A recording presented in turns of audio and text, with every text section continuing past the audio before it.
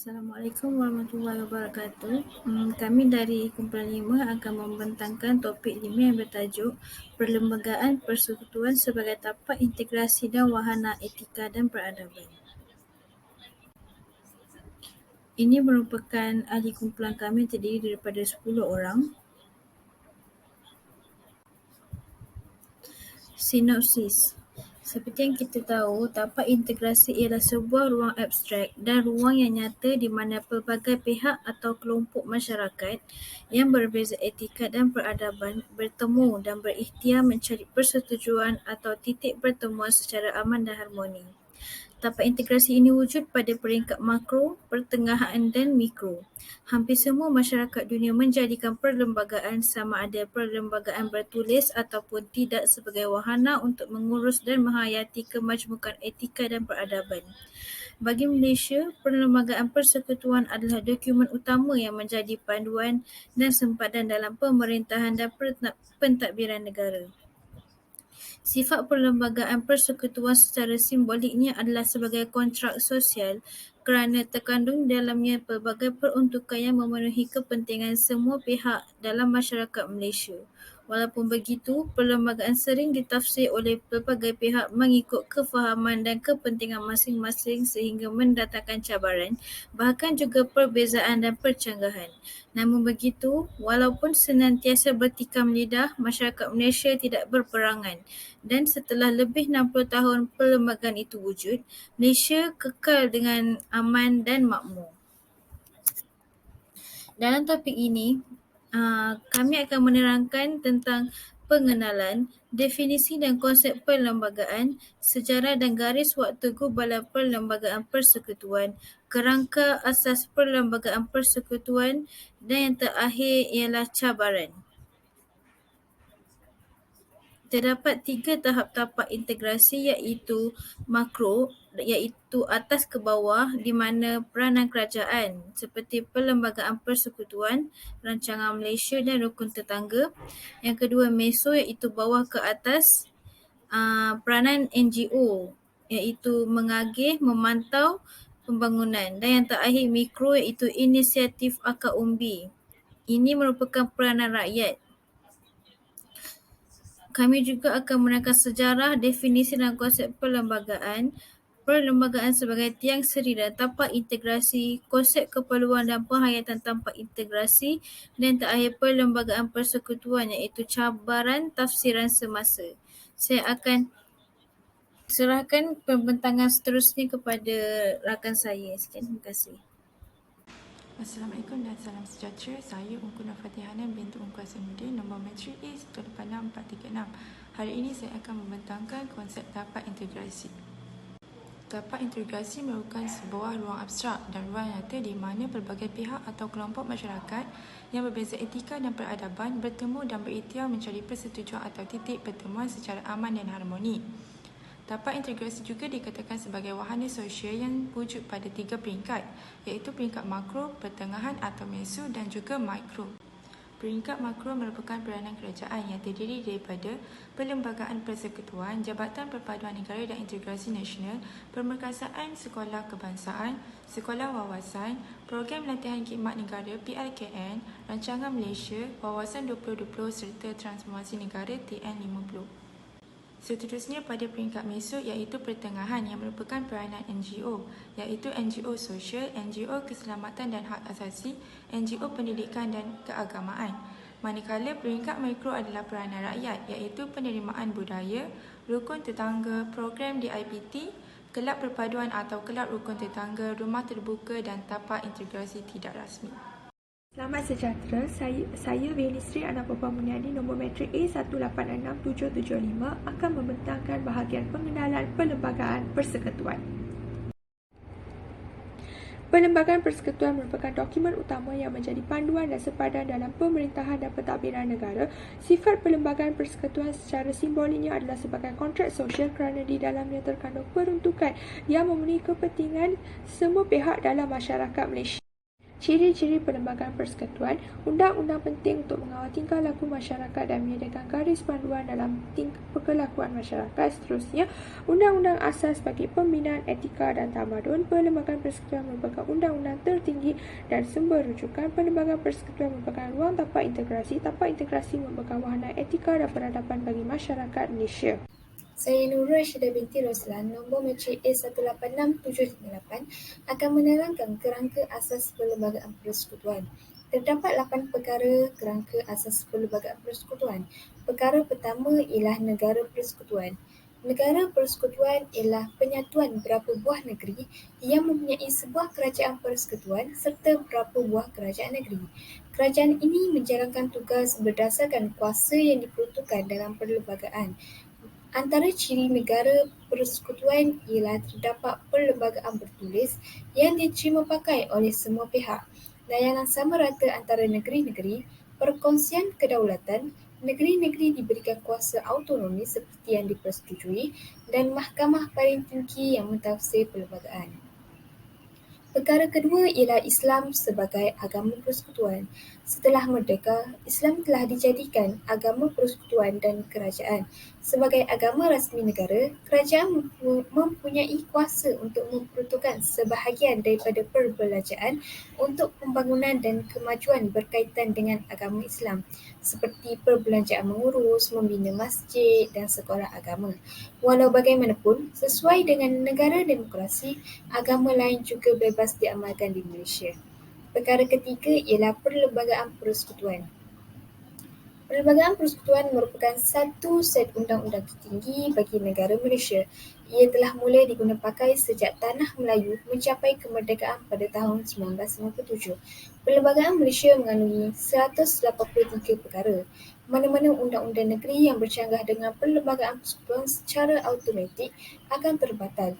Perlembagaan digubal di Parlimen dengan 3 kali pendengaran dan ianya akan digazetkan apabila mendapat sokongan daripada 2/3 ahli Dewan Rakyat. Perkara keempat ialah elemen warisan. Elemen warisan merujuk kepada elemen asal dan telah sekian lama menjadi pengenalan atau identiti bagi sebuah negara. Ia adalah tradisi yang dikekalkan dalam perlembagaan dengan peranan tertentu seperti Malaysia mempunyai 4 item iaitu institusi beraja, agama Islam sebagai agama rasmi, bahasa Melayu sebagai bahasa kebangsaan dan keistimewaan Melayu. Seterusnya kita akan sambung kepada kerangka asas perlembagaan persekutuan yang kelima iaitu kewarganegaraan. Kewarganegaraan terkandung dalam bahagian 3 dalam perlembagaan persekutuan, iaitu peruntukan yang dibandingkan dengan keistimewaan Melayu. Ada 4 cara untuk mendapatkan kewarganegaraan. Yang pertama iaitu operasi undang-undang, yang kedua pendaftaran, yang ketiga naturalisasi, yang keempat gabungan wilayah. Mana-mana individu yang hilang atau dipecat kewarganegaraan akan disamakan dengan hilang taat setia kepada negara. Kerangka asas perlembagaan persekutuan yang ke-6 adalah kebebasan asasi. Terkandung dalam perkara 5 hingga 13 perlembagaan persekutuan, iaitu merangkumi jaminan kepada hak-hak sivil dan politik seperti hak hidup, kebebasan beragama, kebebasan bersuara, hak kepada pendidikan dan harta. Kebebasan yang tidak mutlak mengambil kira keadaan fabrik masyarakat Malaysia, menjaga kedudukan khas orang Melayu dan kepentingan sah komuniti lain, iaitu kebebasan tidak mutlak takluk kepada ketenteraman dan keselamatan negara yang menjaga aspek kewarganegaraan, kedudukan raja dan bahasa Melayu. Seterusnya adalah pindaan perlembagaan. Pindaan dibahagikan kepada 2 iaitu pindaan perlembagaan persekutuan dan negeri. Berlaku sekiranya berlaku pertambahan atau pemansuhan satu dasar di Malaysia, pindaan dilakukan tanpa referendum rakyat. Perkara yang boleh dipinda dalam perlembagaan dengan persetujuan 2/3 dari ahli majlis parlimen. Kerangka asas perlembagaan persekutuan yang terakhir adalah perkara subversif dan darurat. Darurat merupakan sesuatu perkara yang berbahaya atau berisiko sehingga mengancam kedudukan ekonomi, politik dan sosial sebuah negara serta rusuhan yang mengganggu ketenteraman awam. Subversif ialah gerakan yang bertujuan untuk menghapuskan kerajaan, agama atau ekonomi negara, menurut Perkara 149, Parlimen berhak mengambil tindakan kepada pihak yang membawa rusuhan, hasutan atau perkara yang mengganggu pententeraman awam. Assalamualaikum dan selamat sejahtera. Saya Afika binti Mamsur dengan nombor metrik A 187033 akan membentangkan tentang definisi dan konsep perlembagaan. Definisi perlembagaan menurut Jabatan Penerangan Malaysia ialah Perlembagaan Malaysia dikenali sebagai perlembagaan persekutuan. Perlembagaan Malaysia merupakan satu dokumen undang-undang bertulis yang dibentuk berasaskan kepada dua dokumen sebelumnya, iaitu Perjanjian Persekutuan Tanah Melayu 1948 dan Perlembagaan Kemerdekaan 1957. Seterusnya, menurut Mat Borhan Ahmad, perlembagaan merupakan satu dokumen yang mengandungi semua undang-undang asas bagi sebuah negara. Pada pandangan Profesor D.C., undang-undang perlembagaan merupakan dua prinsip sahaja, iaitu prinsip kedaulatan parlimen dan prinsip undang-undang. Dan seterusnya, menurut Kamus Dewan edisi keempat, undang-undang atau peraturan negeri dan dasar pemerintahan negeri. Seterusnya, konsep perlembagaan. Perlembagaan Malaysia adalah perlembagaan bertulis dan badan perendangan, kehakiman dan eksekutif memperolehi kuasa daripada perlembagaan. Perlembagaan Malaysia mengandungi 15 bahagian, 183 perkara dan 13 jadual, dan perlembagaan umumnya dibahagikan kepada dua, iaitu bertulis dan tidak bertulis. Contoh perlembagaan bertulis adalah Perlembagaan Persekutuan, Perlembagaan Negeri, Enakmen, Ordinan dan Akta, manakala contoh perlembagaan yang tidak bertulis adalah Undang-Undang Lazim, Keputusan-keputusan Mahkamah, Undang-Undang Adat dan Undang-Undang Hindu. Seterusnya, saya akan menerangkan tentang sejarah dan garis waktu gubalan. Perkara ini merangkumi beberapa aspek, iaitu yang pertama ialah undang-undang sebelum kedatangan penjajah, diikuti dengan Malayan Union dan Persekutuan Tanah Melayu 1948. Seterusnya ialah kerjasama etnik seperti CLC, Pilihan Raya dan Perikatan, diikuti dengan Suruhanjaya Perlembagaan yang juga dikenali dengan Suruhanjaya RIT, Jawatan Kuasa Kerja, dan akhir sekali ialah pengisytiharan perlembagaan. Untuk aspek yang pertama, iaitu undang-undang sebelum kedatangan penjajah, di mana hukum kanun Melaka, Undang-Undang Laut Melaka dan juga Batu Bersurat Terengganu telah membuktikan bahawa wujudnya sistem pemerintahan yang tersusun di Tanah Melayu, walaupun pada ketika itu istilah perlembagaan tidak digunakan dan sistem itu telah wujud sebelum kedatangan British. Semasa pentadbiran British pula, negeri Johor dan negeri Terengganu telah membuat perlembagaan mereka sendiri masing-masing pada tahun 1895 dan 1911. Aspek yang kedua ialah Malayan Union, di mana terdapat perkara iaitu sebab Malayan Union diperkenalkan, ciri-ciri Malayan Union dan juga tentang orang Melayu terhadap Malayan Union. Untuk sebab Malayan Union diperkenalkan adalah kerana untuk menyatukan negeri-negeri seperti negeri Selat, negeri Melayu bersekutu dan tidak bersekutu, dan juga meningkatkan pengurusan pentadbiran. British telah menyimpan perasaan anti-Melayu kerana orang Melayu telah bekerjasama dengan Jepun dan pengenalan Malayan Union dapat melemahkan kuasa Raja-Raja Melayu. Ini juga dapat menjadi asas kepada British untuk masyarakat bagi memerintah negara sendiri. Yang kedua ialah ciri Malayan Union, di mana semua negeri kecuali Singapura disatukan di bawah pemerintahan Gubernur British yang dibantu oleh Majlis Mesyuarat Persekutuan dan Majlis Undangan. Singapura telah dijadikan tanah jajahan berasingan. Seterusnya, kedaulatan Raja Melayu dihapuskan kecuali dalam hal agama Islam dan istiadat Melayu sahaja. Hak kerakyatan yang sama bagi semua orang tanpa mengambil kira bangsa dan keturunan, dan Malayan Union telah memberikan hak warga negara kepada sesiapa sahaja yang lahir di Tanah Melayu. Akhir sekali ialah sebab tentangan orang Melayu terhadap Malayan Union adalah kerana kedaulatan Raja-Raja Melayu dilenyapkan kecuali dalam hal ehwal berkaitan agama Islam dan adat resam Melayu.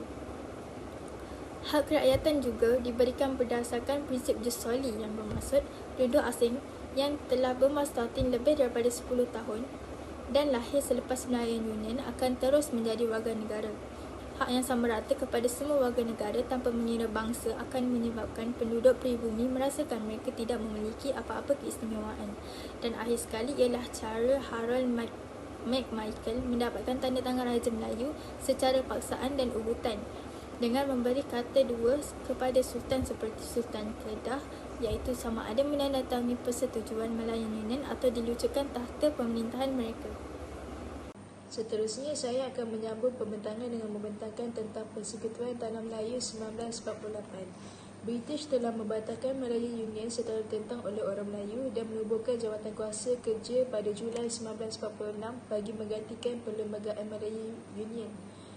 Jawatan Kuasa Kerja terdiri daripada 4 orang wakil Raja-Raja Melayu, 2 wakil UMNO dan 6 pegawai British. Wakil Raja-Raja Melayu bertanggungjawab merangka sebuah perlembagaan baru yang boleh diterima oleh orang Melayu. Kemudian, British menubuhkan Jawatan Kuasa Perundingan pada Disember 1947 untuk mendapatkan pandangan orang bukan Melayu terhadap Perlembagaan Persekutuan Tanah Melayu dan terdiri daripada orang Eropah, Cina dan India. Berikut ialah ciri-ciri Perlembagaan Persekutuan Tanah Melayu.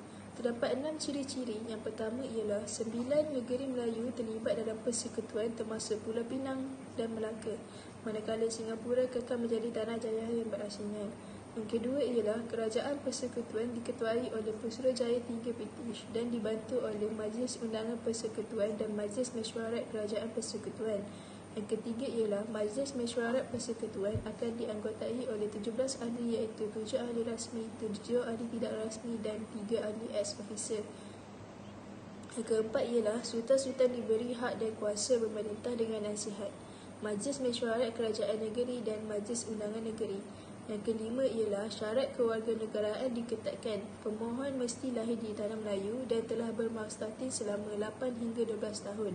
Pemohon asing mestilah bermaustatin selama 15 tahun. Umur minimum bagi kedua-dua situasi tersebut adalah 18 tahun dan mempunyai pengetahuan bahasa Melayu yang baik. Yang terakhir ialah orang Melayu diberi hak istimewa sebagai kaum Bumiputera dan mempunyai perwakilan terbesar dalam kerajaan persekutuan dan negeri. Seterusnya ialah berkaitan dengan kerjasama antara etnik ke arah kemerdekaan. Jawatan Kuasa Perhubungan Masyarakat ditubuhkan pada 1949. Jawatan kuasa ini bertujuan untuk menyelesaikan masalah perundangan terutama berkaitan perlembagaan, politik dan ekonomi yang melibatkan pelbagai etnik. Tujuan utama ialah untuk membincangkan isu seperti kewarganegaraan dan kedudukan khas orang Melayu serta dasar pendidikan. Antara tokoh-tokoh yang menganggotai jawatan kuasa ialah Dato' Jaafar, Dato' Abdul Wahab Abdul Aziz, Tun Tan Cheng Lock, Sisi Tan dan Isisi Turai Singham. Assalamualaikum warahmatullahi wabarakatuh. Nama saya Nurul Fahana binti Abdul Ghaffar A187199. Satu topik yang saya dapat adalah Pilihan Raya Umum 1955.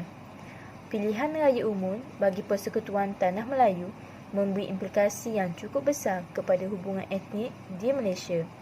Ini disebabkan oleh berlakunya kerjasama dan tolerasi yang kukuh antara orang Melayu dan bukan Melayu yang melibatkan pembahagian kursi pilihan raya. Seperti jadual yang telah dipaparkan di dalam slide, kita dapati setiap kaum telah memasuki pembahagian kursi pilihan raya. Tengku Abdul Rahman sebagai Perdana Menteri pertama telah membentuk kabinet yang terdiri daripada komposisi berbilang kaum iaitu 6 orang Melayu, 3 orang Cina dan seorang India. Komposisi kabinet ini menunjukkan bermulanya tapak integrasi. Seterusnya adalah Suruhanjaya Perlembagaan ataupun dikenali sebagai Suruhanjaya RIT. Suruhanjaya RIT Perlembagaan merupakan sebuah suruhanjaya bebas yang penubuhannya diberkenan oleh Baginda Ratu dan Raja-Raja Melayu bagi merangka perlembagaan bagi Persekutuan Tanah Melayu yang merdeka. Suruhanjaya ini juga dikenali sepada nama pengurusinya iaitu seorang Hakim Mahkamah Rayuan England iaitu Lord William Reed. Suruhanjaya Reed ini terdiri daripada para ilmuwan dalam bidang perlembagaan seperti nama yang telah ditera di dalam slide. Suruhanjaya Iri ini telah menyebabkan tertubuhnya Perlembagaan Persekutuan Tanah Melayu 1957.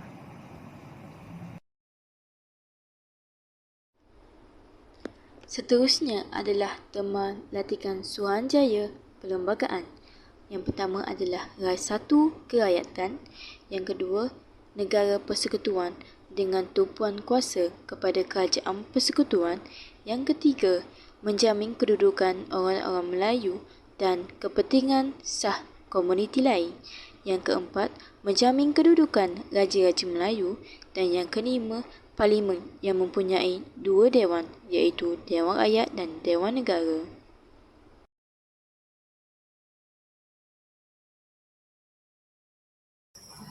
Seterusnya adalah cabaran.